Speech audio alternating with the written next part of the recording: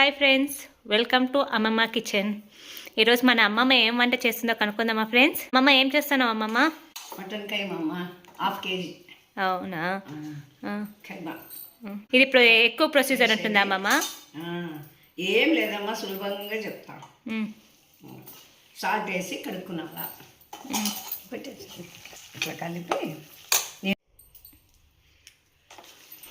ఇట్లా కలిపి దీంట్లోకి మళ్ళీ నీళ్ళు వేసి కడిగేసి పెట్టేసేయాలి. పొయ్యి మీద పెట్టి చెప్తా.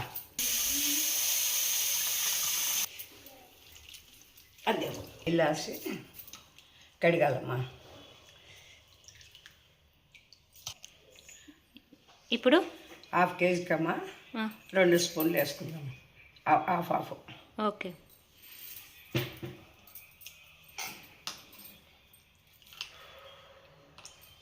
అల్లము 1 స్పూన్,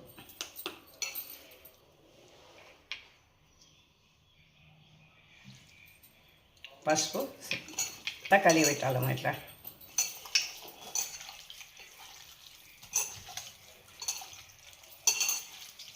ఏమి వేద్దామా దీంట్లో, ఎందుకంటే మనం కడుక్కొని దీంట్లోకి వేసుకున్నాం కదా, ఈ నీళ్ళే ఉడుతాయి, దీంతోనే ఉడుకుతుంది.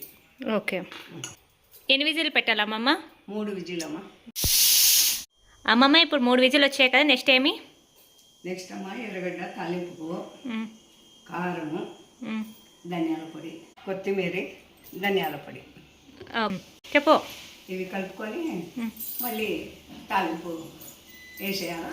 అప్పుడు ఉడికింది కదమ్మా, 3 విజిల్లు వచ్చినాయి. తాలింపు పెట్టుకుందాం.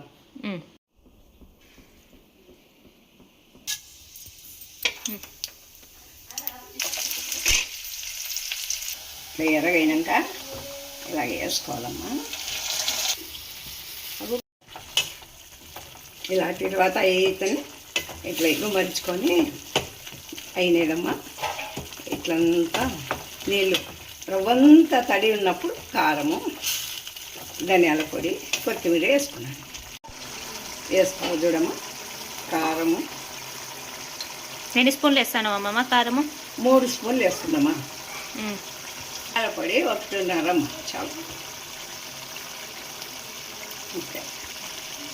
కొత్తిమీరమ్మా వేస్తాం.